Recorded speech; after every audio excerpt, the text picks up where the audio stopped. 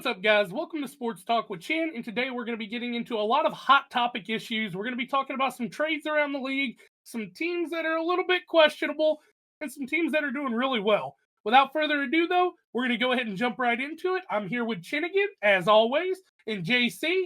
We're going to be talking about all this, but first I want to start off with some Deshaun Watson talk, guys. What do y'all think is going to happen in Cleveland? Is it time to rip the Band-Aid off and just go? Maybe start Jameis Winston the rest of the year? Or should we look at a different QB replacement before the deadline? All right, so here's a tough one. Because it's like what they should do and what they're going to do. They have $200 million fully guaranteed tied up into Deshaun Watson. A lot of people are calling for Jameis Winston, who they only have $4 million invested in. Do I think they need to switch QBs? Yes. Deshaun Watson has literally looked like he has not cared. He has not cared for the last 2 seasons. He just hasn't cared. He got all that money. Because of all that money, that fully guaranteed contract, he has single-handedly ruined fully guaranteed contracts for the rest of the NFL. There will never be another fully guaranteed contract in the history of the league, seeing how bad Deshaun Watson's has worked out. People are being hypocritical about it too, and some people are actually saying it's not Deshaun Watson's fault. Are you kidding me? He hasn't thrown for over 200 yards in a game once this year. He has 4 touchdowns and 4 interceptions. That is terrible. Here's his passing yards over every single game this year: 169, 186, 196, 176, 125, and 168. You can clearly tell he doesn't care. Will they bench him? I don't see it happening anytime soon. The only way I see a scenario where Deshaun Watson gets benched this season is if, say, around week 12, if the Browns are just doing terrible. Let's say week 12 they're 5-7. Let's just say, or 4-8, somewhere around there. If they fire Kevin Stefanski, I could see them going into full rebuild mode and starting to evaluate players and deciding that they need to start Jameis Winston to see what they can get out of him. But as for them benching Deshaun, I just don't see it right now. All right, Replays, what do you got on this topic?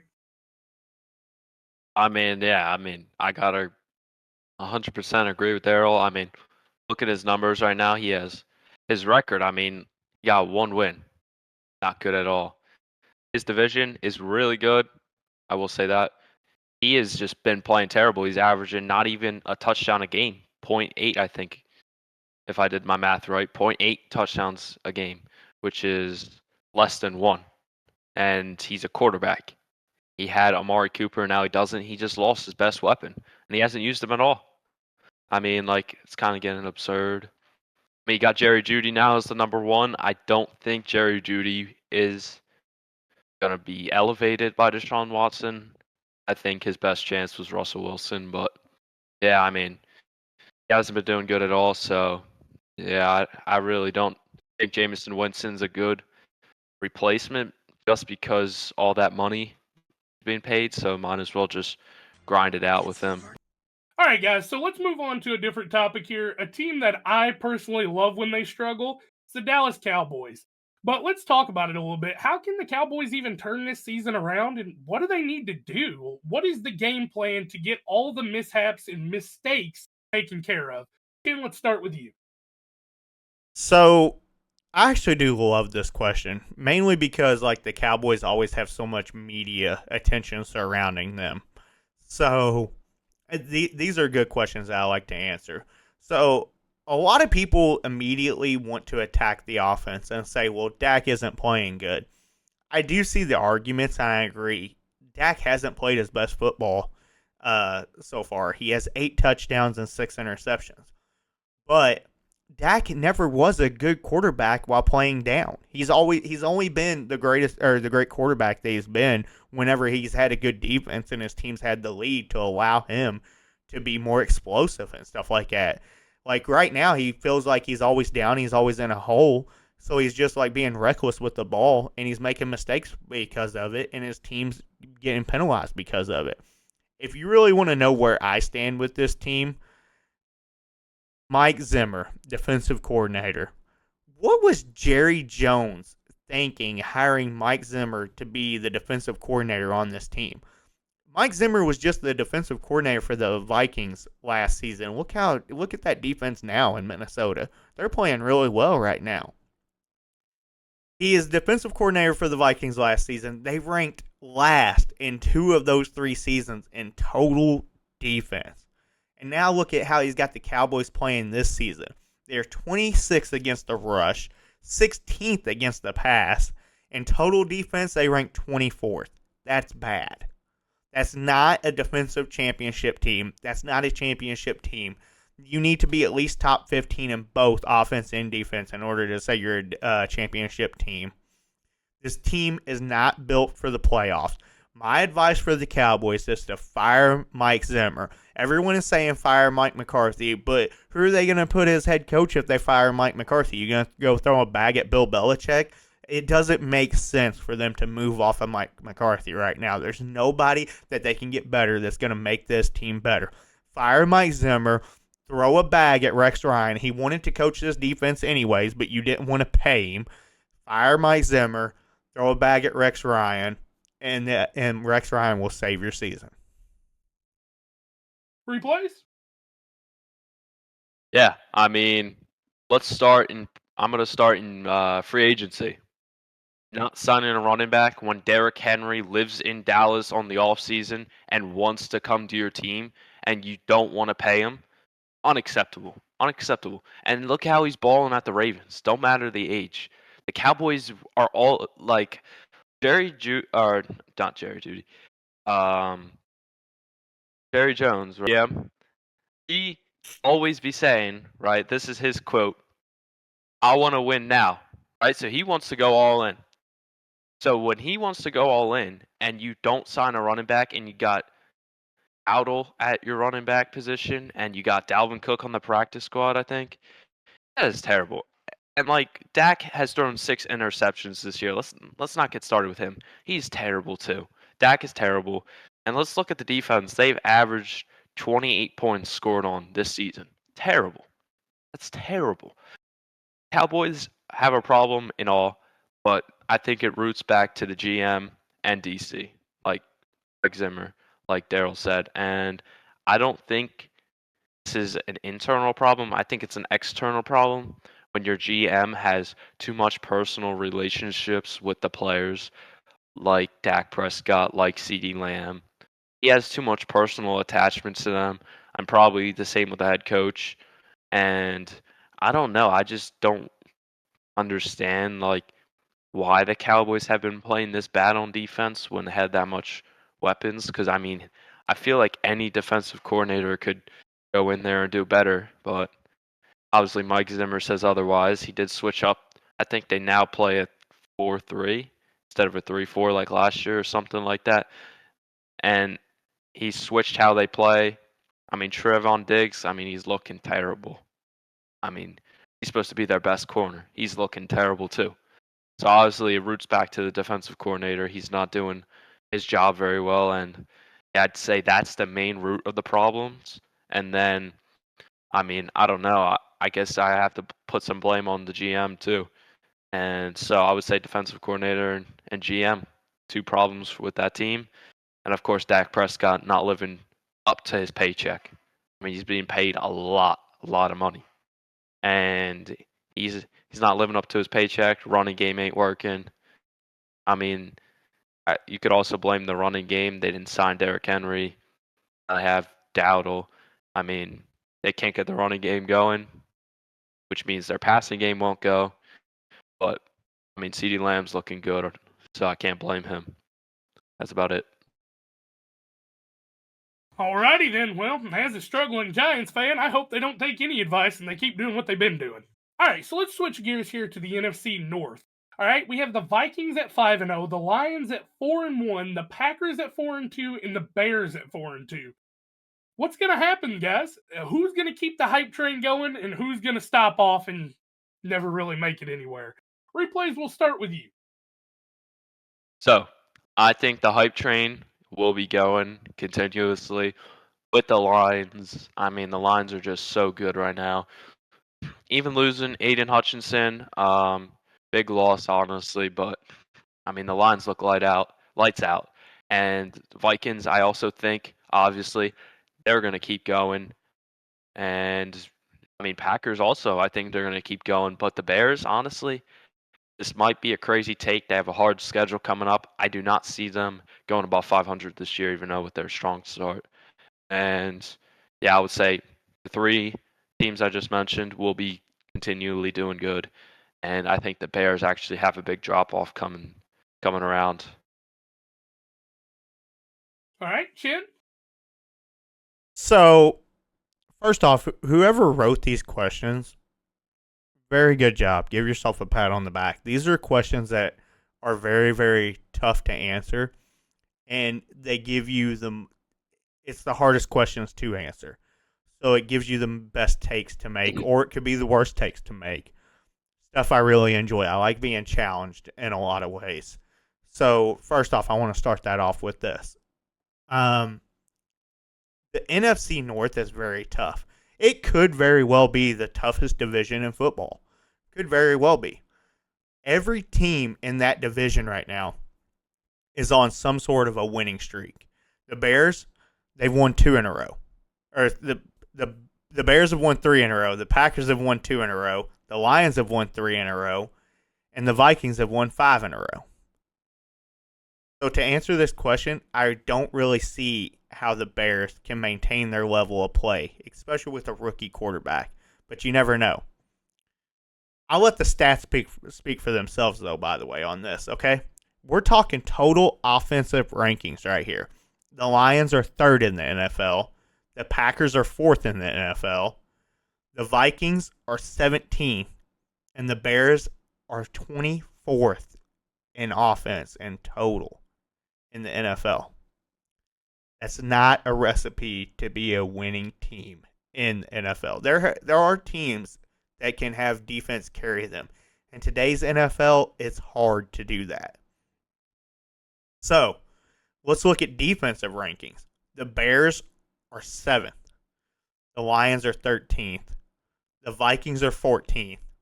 The Packers are 18th.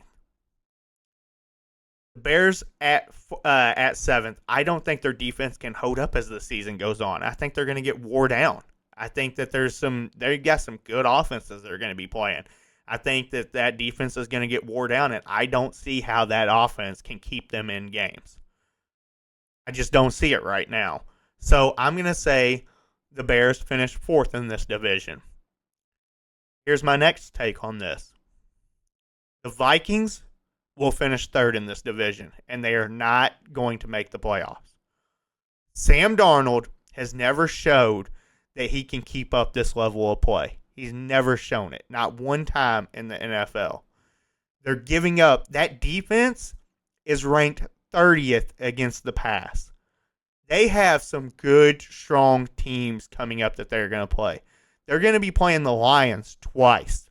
How is that defense going to be able to keep them in the game? Unless that offense can somehow do it? I just don't see any way at all the Vikings are going to be able to maintain their level of play with their pass defense being so bad. Okay?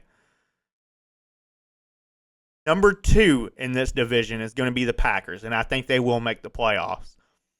They do give up a lot of defense against the pass. Their pass defense hasn't been great. They're 25th against the pass. But that offense has been on fire since Jordan Love came back. He's thrown 6 touchdowns in the last 2 games, 10 touchdowns in the last 3 games since he's came back from injury. If Jordan Love can keep up maintain his level of play, this offense will carry them into the playoffs. Number 1 in winning the division will be the Detroit Lions. I am a little concerned about their defense losing Aiden Hutchinson for this season, but they're top 15 in defense right now. They're top 3 in offense. I don't see any way you can slow this offense down. They're firing on all cylinders. This is the best team in the NFC. Well, guys, I I'm gonna see a have whole to lot of head disagree with you. shaking. I'm gonna have to disagree with you on the Bears take. That is outrageous. Or not the Bears take. The Vikings take. That is outrageous and terrible. Um, I don't understand where you're coming from when they're 5-0 and they're looking like the best team in the NFL. I don't know how you're gonna say they're gonna finish third. I mean, they're only gaining players back as the season goes on, right? And then they just got Addison back a couple weeks ago. Now Justin Jefferson is getting less looks from double teams, and he's getting more single coverage plays. I don't understand how you have them third. If you had them second below the Lions, I'd understand that. But below Well, the Packers is a little crazy for me. What? Replays. He read the stats out there, though. Will you read the stats again, offense and defense numbers? The They don't Vikings. look like the best team in the NFL right now. They're just undefeated. You can read the stats. They're 5-0, and they've been. The Vikings are 30th against the pass. If a team gets ahead on the Vikings, if a team like the Lions get a 10-point lead against the Vikings, Sam Darnold has always struggled with his decision-making in the past. I believe the recipe to defeating the Vikings is get an early lead on them and let Sam Darnold make mistakes. Right now, the Vikings are the best team because that run game's helped them out in a lot of situations. If you put the ball, you're telling me right now, replays, that if you was to put the ball in Sam Darnold's hand 2 minutes to go in the game, you need a touchdown to win the game. Are you feeling confident your team wins that game? Yeah. Okay. With Justin Jefferson on my offense, I am. Okay. Hey, And TJ Hawkinson's coming back, and then you just got Cam Akers off a trade. I'm right. very confident in this. guys, team. we will see. Have to see. The last Yeah, team, the last team to start 5-0 and miss the playoffs was the 2016 Vikings. History will repeat itself. They're not. All right, guys, so let's talk about trades here. First off, we have Davante Adams to the Jets, and then we have Amari Cooper to the Bills. What are your all's thoughts on these two trades? How are they going to impact the teams they're going to? And most importantly, what is this going to do for their careers? I'll start with this one, and I would say the Jets had the better trade compared to the Bills, because Davante Adams will elevate his teammates' game, and he will certainly elevate Garrett Wilson's game, and actually he will elevate Aaron Rodgers' game too, because Aaron Rodgers has been playing pretty bad, and their chemistry off and on the field is outstanding. I mean, Garrett Wilson just bought part of Aaron Rodgers' multi-million-dollar mansion. So he is living with Aaron Rodgers. So I think their chemistry with Alan Lazard, they can be great mentors for Garrett Wilson and Breece Hall, which they're both very young. So they could have a lot to learn from. I think that offense will actually get better. The new head coach too. But on the Bills side of things, the only reason I'm saying they didn't have the better trade is because I don't know how good Amari Cooper will be on the Bills. Because, I mean, Josh Allen's pretty picky with his receivers, as you've seen in the past, this year with Diggs. And, yeah, I'm not too sure that Amari Cooper will be elite on the Bills. I think he will be very good. His talent is really good. I don't know how much Josh Allen will be looking his way. But I could be wrong, but I want to hear your take on this, Daryl. So I want to start this off with Davante Adams. The time for excuses with the Jets are over. On paper, the Jets have the best offense in the league, and you can make an argument they have probably a top 5 defense in the league. On paper. So they have Sauce Gardner on defense. That's a shutdown corner. All right. You have Quinnen Williams on defense also. So they have good players on defense. I'm not going to get into all the players, but like offense, obviously you have superstars on that offense. This offense, regardless of what their defense is the rest of the year, should carry them. What are they right now? 2-4, I believe. They should finish 13-4. They should win out this season. They shouldn't lose another game. With as packed and as talented as this team is overall, this team should win out. This team should win out, go to the playoffs, win out in the playoffs, and win the Super Bowl. On paper. On paper, that is. Time for excuses is gone. No more demoting offensive coordinators, firing head coaches, promoting defensive coordinators. None of that. Stop. It's time to put up or shut up. You literally have the best team on paper. Go win a damn Super Bowl now. That's regardless of like what my take is on this trade in particular. It's good for Davante, whatever. He can salvage his career and finish as a great receiver and probably even win a championship with this team now. But it's a smart trade for the Jets. Very smart trade. Now, to the Amari Cooper side of it, I actually really like this trade. I think it's going to salvage Amari Cooper's season because he's been getting a lot of targets. He's averaging like 10 targets a game on the Browns. Problem is he's got Deshaun Watson throwing him the ball. And this probably saves the Bills' season also. Like, I think the Jets forced the Bills to make a trade because I kind of felt like the Bills were kind of like a dark horse that was like seeking a trade for Adams anyways. And I think the moment that this trade went through, that forced the Bills to have to make a trade in order to keep, even though they just beat the Jets and they have a 2-game lead over them in the NFC East, or AFC East, I apologize. It forced the Bills to make a trade to make their offense better in order to keep them running mates with the Jets. So, right now, if you ask me, I think the Jets win out right now. I think that they should go undefeated the rest of the season. They should win out, win the Super Bowl, whatever, just to the Super Bowl now. Because on paper, they look that dang good. But yeah, I really like the trade for Amari Cooper. I think it's good for him. I think he was tired of dealing with Deshaun Watson anyways. Deshaun's throwing to him 10 times a game, and half of them are in the dirt or over his head. So I do like the trade. I think Amari Cooper is one of them very good, underrated receivers. I think over the years, even his time in Dallas when he had Dak Prescott throwing him the ball, and he is teaming up with Des Bryant back then, I think he was the most underappreciated receiver in the league. I think in a lot of ways he bailed the Cowboys out of dumb situations.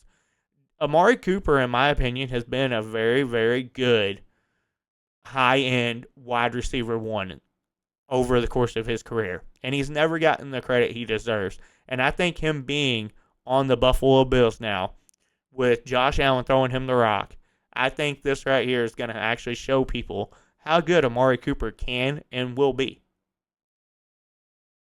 All right, then. Well, I definitely agree with that. I feel like Amari having Josh Allen is going to be really good for him, especially compared to what he was dealing with. But we'll just have to see how the season turns out. I want to switch over to a little bit of fantasy stuff, though. We're going to do some starts and some sits. First off, we have Brandon Ayuk and Chinn. We're going to start with you. We starting or we sitting? I think this might be his best game of the season, but I'm benching him. He's on my fantasy team. It's just, how can you trust him? He's only had one game this season where he's went over 20 fantasy points. The rest of the games, he's been under 10. Like, how can you trust him at this point? There's no way. You have to be down bad, and which, trust me, I'm down bad on receivers right now. You have to be down bad to put him in your starting lineup, and I'm still not that down bad. I'm starting DeMario Douglas, Amari Cooper, and probably Bub Means this week as my 3 receivers. And I'm putting Ayuk on the bench. That's how down bad I am. I'm starting Bub Means this week. Who? That's who I'm about to start. My exact response when I heard that. I don't know who the guy is. And I'm starting him over Brandon Ayuk. That's how down bad I am on receiver right now. All right, yeah, I'd have to say sit too. I mean, he's had one game over 10 fantasy points. That is absolutely terrible. He could drop 50 this week. I'm still sitting him because there's so much uncertainty. I mean, Debo's came back off injury and still dropped 20. I mean, I don't understand what's going on with Ayuk. I don't know if he's not trying on his routes, but sit, fantasy-wise, sit. All right, let's move over to a position that's been a little bit crazy this year, the tight end position. Mark Andrews, he's been kind of quiet the entire season. He had 2 games with complete zeros. Are we starting him or are we sitting him after his good game? Replays, you start this one. I'd have to say sit too. He's had one good game, and like you said, he had 2 duds. Too much uncertainty, but with the whole tight ends, I mean, there's so much uncertainty. But honestly, I would start probably about 10, 12 tight ends over him this week. So sit. I'm going to say start. I'm going to go the other direction. His last 2 weeks, he's gotten 10 targets. Between those 2 weeks, he's gotten a touchdown. He's in the number 1 offense in the league. They're very, very high explosive, high scoring. And Mark Andrews is starting to come around. He is on the field last week more than he's been the entire season. I look to continue seeing him ramp up that progression.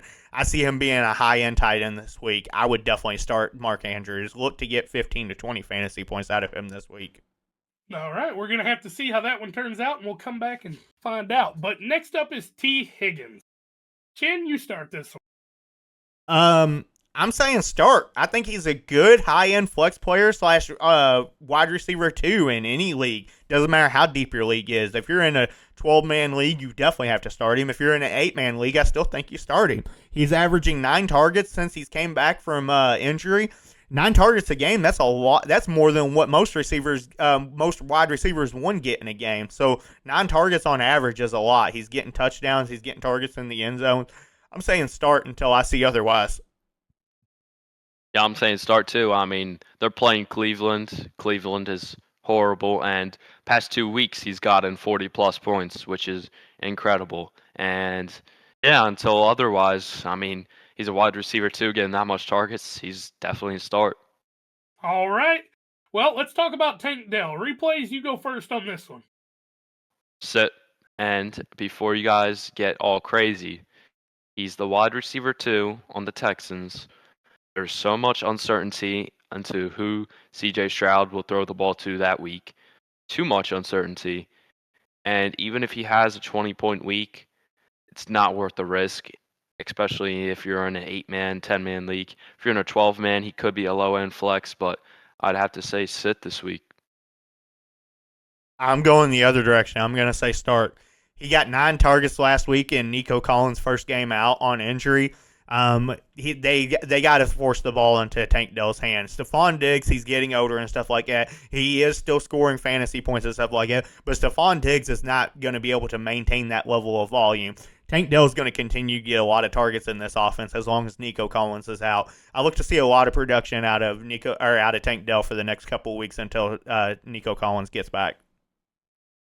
All right, let's talk about George Pickens on the Steelers. What do y'all think is going to happen with Russ coming in? Oh, all right. I'll take this one first. Go ahead. All righty. So the reason is that I'd sit him this week is because there is a new quarterback in your system. No matter what wide receiver you are, it takes a lot of adjustment. So Wilson is a much different player than Justin Fields, and I'm not really going to get too deep into it, but I have no clue why the Steelers are benching Justin Fields, let's be real. But for a wide receiver standpoint, it does take a couple weeks to get used to a new quarterback. I don't know how much time he's practiced with first team this week, maybe last week. I'm not sure on the exact date, couldn't find it. But I'd go sit, even though his numbers are pretty high this season. I'd go sit, new quarterback, new system, new way of snapping, throwing the ball. I would have to say sit for George Pickens this week. Start. Reason why, the first drive of the game, Russell Wilson will throw a 40-yard touchdown pass to George Pickens. Yeah, everybody acts like this is the first time they're going to hook up. They practiced together all off season. In training camp they did. Preseason they did when Russell Wilson won the starting job. George Pickens' season will be saved with Russell Wilson coming in. Russell Wilson has always had a go-to receiver he has thrown the ball to. In this offense, the only person it can particularly be is George Pickens. I look to see a strong game out of Russell Wilson. That way he can shut up everybody and let them know, hey, I'm the starting quarterback on this team for a reason. There's not going to be any debate. There's not going to be any debacle on it. Mike Tomlin's going to make sure he goes pass heavy to make sure Russell Wilson has as great as a game as possible. That way he looks like a genius. Anytime Mike Tomlin has ever needed to make a play in his career, he's always made the right calls on that. That's why he's been a head coach for the Steelers as long as he can. That's why he's been to 2 Super Bowls. That's why he's won a Super Bowl. Mike Tomlin knows what he's doing. I look to see a big game out of Russell Wilson, and because of that, George Pickens will have a big game. Start him. Alrighty then. Well, that was our starter sits. I think it's time, guys. Let's move into Chinn's top 5 power ranking. All right, here we go. So number 5, the Baltimore Ravens. Why? They have the number 1 offense in the league. They are balling. They look like a team that could win a Super Bowl. They have Derrick Henry. King Henry is back on his throne. Just put it that way. He's balling over the last several weeks. He's averaging like 20-plus fantasy points every game the last 3 weeks, I believe. I think he got 35 one week. So, good job on Derrick Henry. Good job on that Ravens offense. Mark Andrews is coming back into his own. I look to continue to see the Ravens stay hot. Number 4, the Houston Texans. Why? They have officially proven they can win games. They are undefeated in one-score games. Only team in the NFL that has that stat line. So you get the ball on C.J. Stroud's hands 2 minutes to go in the game, and you need to win that game. C.J. Stroud's winning you that game. So until they can get upset and a team can prove they can beat them in crunch time, I'm going to say the Texans are a top 5 team right now. Number 3, Kansas City Chiefs. They are undefeated, but they are probably the ugliest 5-0 team in the history of the NFL. They've had way too many close games. They've squeaked out wins. They have so many injuries on that team. It's incredible to see Patrick Mahomes still working and still getting wins on this team. Their defense is looking really good, but I just don't know how the Chiefs are going to maintain this level of production and be able to stay undefeated throughout the season with all the injuries and all the hard times they're having. Number 2, the Detroit Lions. That offense is fun to watch. They have the most explosive offense in the NFL. Jared Goff just a couple weeks ago went 18 of 18 and played a perfect game. And he still didn't get the game ball. That's how good this team is. This team, I'm a little concerned about how they're going to be without Aiden Hutchinson. Them losing Aiden Hutchinson for the year might have cost them the Super Bowl. But I still think this is a team that's going to make a deep playoff run. I think they're the best team in the NFC, in my opinion. But only time will tell. Number 1 right now, though, the Minnesota Vikings. Why? They looked good on both offense and defense before going into bye. I'm curious to see how they're going to look this week, see if they're going to be sluggish at all. I still think the Vikings are going to start falling off. But right now, today, you can say they're the best team in the NFL. But we will see how they continue to look and how their production continues up. We'll see if Sam Darnold can continue his level of production he's done this year, or if he'll turn back into the old Sam Darnold and start making mistakes. Only time will tell. We'll just have to see. Replays? All right. So I will be giving you my grade. But before I start, I will just say I had 4 out of 5 teams on your list, on my list. So take that into account. I will be giving you an A, not an A+, just because my list is different from one team. I do not have. Well, I do your have list is also irrelevant. I have the Commanders at 5 because I just want to give up a stat. The same team that just got stomped by the Ravens, you have them at 5? Doesn't matter. Yeah, they just lost. They scored. You have to win to get into the power rankings. You don't stay in top 5 power rankings after you lose a game. There's the second. They're second place in the NFC, and they've scored the most amount of points, tied with the Buccaneers. So I'd still have them. I have the Vikings missing the playoffs this year, and I still have them as the number 1 team in power rankings. You don't lose a game and think you're still in the power rankings. I mean, They're 4-2. I mean, you're acting like they're like 2-4. Wait, who did you have out of the power rankings? If you had, I had the Texans out of my list. What? How? The only team that's undefeated in one-score games in the NFL? The only team that has proved that they can come up clutch in the biggest scenarios? And you have them out of your top 5? The same. They beat fraud teams, brother. They beat fraudulent teams all year long. Chat, that's the end of today's podcast. Please like and subscribe. I got to get away from this fraudulent dude.